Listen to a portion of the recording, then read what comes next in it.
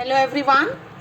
For the class 12th, I have already uploaded a video on the topic of mass defect and binding energy. ये बहुत ही important topic है जो कि आपके part 2 में आता है. Second part of the book है ये न्यूमेरिकल्स में. आज इसके आपको बताने वाली हूँ जिसमें हम मास डिफेक्ट और बाइंडिंग एनर्जी का फॉर्मूला देख चुके हैं ना. बेसिक न्यूमेरिकल्स करने के लिए प्लीज़ आप लास्ट वीडियो देखिए जिसमें आपको फॉर्मूलेज मिल जाएंगे.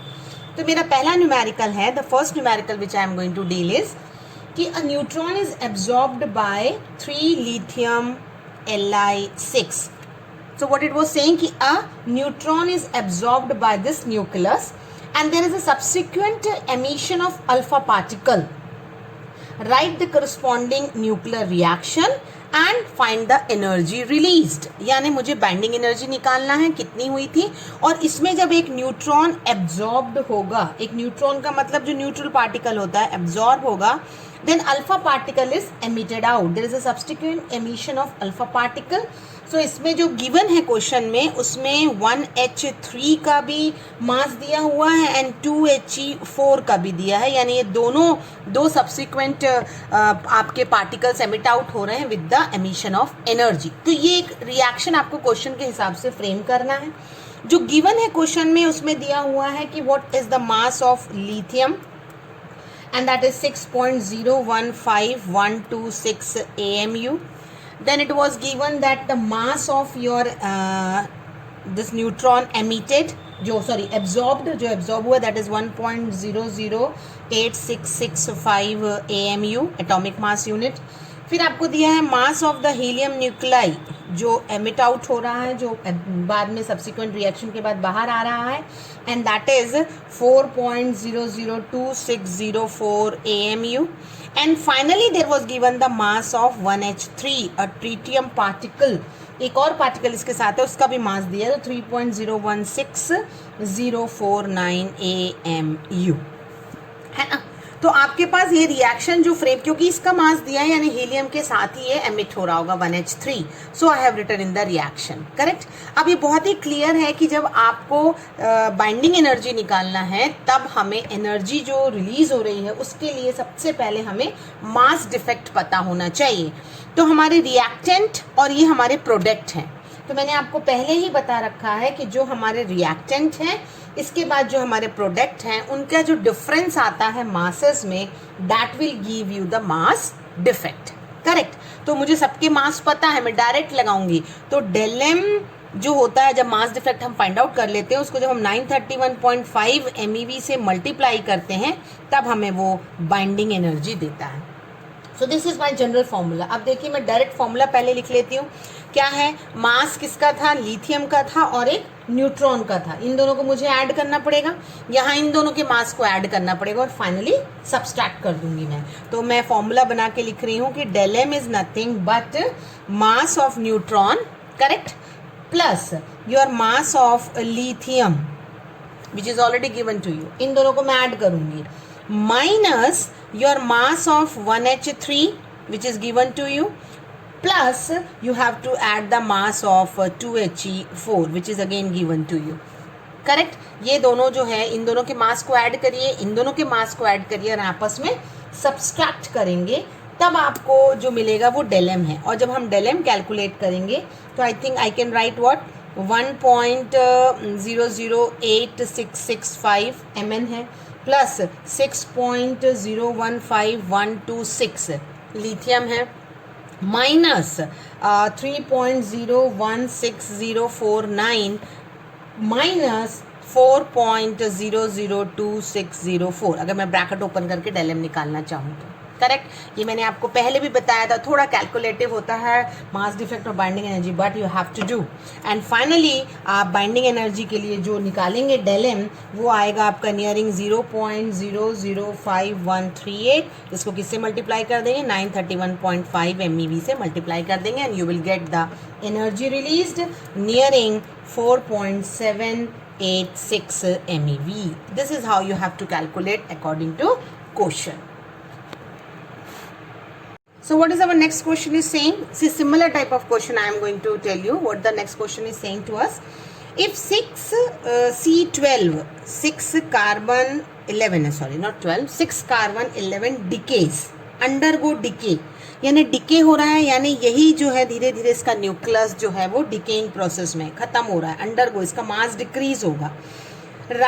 And emitting the particle, write its complete decay process and calculate the energy, यानी Q वैल्यू निकालना है. अब जो चीज़ें हमें गिवन होती है ना वही आपके कार्बन में डिके के बाद मिलेंगी. तो उसने कहा है कि mass of 6 carbon 11 given to you है and that is what 1101143 AMU. Correct. अब उसने कहा है mass of bismuth is given to you, यानी जब पार्टिकल आपका एमिट आउट कर रहा है कार्बन डिके के बाद तो उसमें क्या नया कंपाउंड फॉर्म हो रहा है, क्या नया एटम बन रहा है, आपका बिस्मथ एलिमेंट फॉर्म हो रहा है and there is a decrease in the mass क्योंकि डिके है ऑलरेडी. तो यानी इसका मतलब यहाँ 5B11 होगा प्लस एक इलेक्ट्रॉन एमिट आउट हो रहा है सपोज +1 बीटा पार्टिकल उन्होंने कहा है तो प्लस में होगा and then energy. So my reaction is completed क्योंकि mass of this also is given to you electron. Okay, m e दिया है mass of electron 0.000548. So I think अब एकदम आपको क्लियर हो रहा है कि जो भी चीज़ें गिवन हुई होती हैं उसी से आपका रिएक्शन फ्रेम हो जाता है. उन्होंने कहा 6 कार्बन 11 डिके हो रहा है giving you the this after this your masses will change, atoms will be formed, right the decay scheme and energy. तो ये जो वट एवर इज गिवन वही तो मिलेगा ना आपको. तो आपने कहा दिया अब इन दोनों के मास को आप ऐड करेंगे और 6 कार्बन 11 से माइनस कर देंगे. तो मैं डायरेक्ट आपको इसका फॉर्मूला लिख रही हूँ and then try to solve. If any doubt please ask. तो बाइंडिंग एनर्जी जैसे मैंने कहा is nothing but del m into 931.5 MeV है ना. तो मास कैसे निकालेंगे, मास के लिए हम मास 6 del m कैसे निकालने के लिए कार्बन का मास है, इसके साथ हमें मास किसका माइनस करना पड़ेगा, ब्रैकेट में लिख सकते हैं bismuth, correct, and plus your electron का मास. इन दोनों को ऐड करिए, कार्बन से मल्टीप्लाई माइनस कर दीजिए तो आपको del m मिल जाएगा. और जब आप इसे को 931 से मल्टीप्लाई करेंगे तो binding energy you will get it. Okay, so same way है जैसा प्रीवियस क्वेश्चन है. Try to calculate and find it out the answer. इसका जो बाइंडिंग एनर्जी है आपको नियरिंग मिलेगी 0.962 MeV. This was the answer which you will get. If you are having any problem any doubt you can ask in the comment section. So what the next question is saying? Next question is saying that a coin has a mass of 3 gram. Okay, mass of 3 gram is given to you. Calculate the nuclear energy that would be required to separate all the neutrons and protons from each other. We have to find the energy which is required for the 3 gram of coin to separate all the neutrons and protons.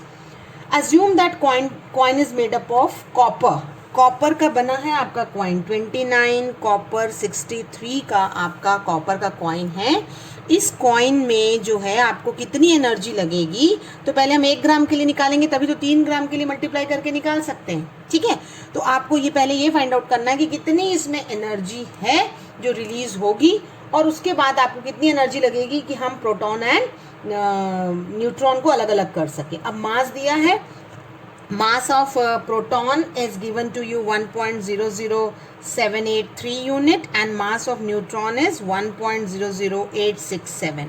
मैं question एक बार read कर दे रही हूँ आप लोगों के लिए. A coin of mass 3 gram. Calculate the nuclear energy that would require to separate all neutron and proton from each other. Assume that coin is entirely made up of copper atom and mass of copper is also given to you. The mass of copper is 62.92960 unit. Okay, it was given to you. सारे masses आपको दिए हुए हैं and the mass of proton and neutron is given to you. So what I have to find out first of all, mass defect. तो mass defect का वही एक general formula मैं आपको फिर से बता रही हूँ, del m. तो del m के लिए पहले जो मुझे मास कॉपर का दिया हुआ है ये टोटल मास है, इसके साथ मेरे को मास डिफेक्ट यानी फाइंड आउट करना पड़ेगा. तो मैं क्या कहूँगी, Z ऑफ MP यानी मास ऑफ प्रोटॉन मल्टीप्लाई होंगे नंबर ऑफ प्रोटॉन से plus A minus Z of Mn यानी मुझे A माइनस जेड करना पड़ेगा, यानी 63 माइनस 29 करके क्या निकालना पड़ेगा, नंबर ऑफ न्यूट्रॉन्स निकालना पड़ेगा। इन दोनों के मास को निकालने के बाद I have to minus it with the mass of 29 copper 63। I think this formula already we have done. मैं सिर्फ वैल्यू पुटअप कर रही हूँ, आप कैलकुलेट करेंगे। Z हमारे पास कितना दिया हुआ है, इट इज़ 29, MP दिया था 1.00783। This is our mass of proton multiplied with number of proton. A minus Z यानी 63 माइनस 29 इज 34, तो 34 इंटू 1.00867 ये हो गया हमारा मास, ओके, जिसे हम ऐड करेंगे। माइनस कॉपर का दिया था 6292960। After calculating del M, I have to multiply for calculating the binding energy into 931.5, क्योंकि मुझे पहले 1 ग्राम की निकालना है energy. So after calculation, I will get the binding energy for 1 gram of copper. Okay, पहले मैं इसको निकालूंगी, that is 551.38 m 5 MeV। ये आप कैलकुलेट करिए, देखिए कैलकुलेशन टफ है, थोड़ा लेंदी है, not tough, simple addition multiplication है, but you have to do it. Okay, ये आपने निकाला 1 ग्राम के लिए, और मेरे पास कितने हैं, तो पहले मुझे नंबर ऑफ एटम्स निकालना पड़ेगा ना, तो नंबर ऑफ एटम हम निकालेंगे पहले और उसको 3 से मल्टीप्लाई कर देंगे, करेक्ट। तो मैं कहूंगी कि number of atoms, okay, in 3 gram of copper, in 3 gram of copper कितने होंगे number of atom in 3 gram of copper. इसे कैसे निकालेंगे, Avogadro's number 6.02 into 10 to the power 23 by 23, sorry 63 है ना, copper is 29, copper 63 is there, तो 63, okay, into 3। आपके पास ZXA है, तो A की वैल्यू हमने क्या कहा, 29, कॉपर 63 है ना, तो डिवाइडेड बाय A होता है, तो एवोगाड्रोस नंबर बाय A यानी 63 इंटू 3। जब हम ये निकालेंगे तो हमें मिलेगा क्या, नंबर ऑफ एटम मिलेगा। So energy required to separate all the nucleons. Now next step is you have to calculate energy required to separate all nucleons. Nucleons का मैं आपको मतलब बता चुकी हूँ, न्यूक्लॉन्स क्या होता है, it is neutron plus proton. वो कितना आएगा जो आपने नंबर ऑफ एटम्स निकाला है इसे सॉल्व करने के बाद, इनटू द बाइंडिंग एनर्जी, क्योंकि 1 ग्राम के लिए हम बाइंडिंग एनर्जी निकाल चुके हैं। तो जब आप इस टर्म को सॉल्व करेंगे तो you will get it 2.87 into 10 to the power 22 into 551.385 MeV। जब इसे मल्टीप्लाई करेंगे so you will get the energy 1.6 into 10 to power 25 MeV। ठीक है, तो आपने 1 ग्राम कॉपर के लिए निकाला, फिर आपको number of atoms in 3 gram of copper निकालना है, क्योंकि न्यूट्रॉन प्रोटॉन ही न्यूक्लॉन्स बनाते हैं। जब आपने एवोगाड्रोस नंबर से डिवाइड करके मल्टीप्लाई किया है 3 ग्राम से, तो आपको मिला 2.87 into 10 power 22। That will be multiplied with binding energy. I hope कुछ पैटर्न ऑफ क्वेश्चन आपको बाइंडिंग एनर्जी के क्लियर हुए होंगे। My next video will come up with more numericals. Thank you.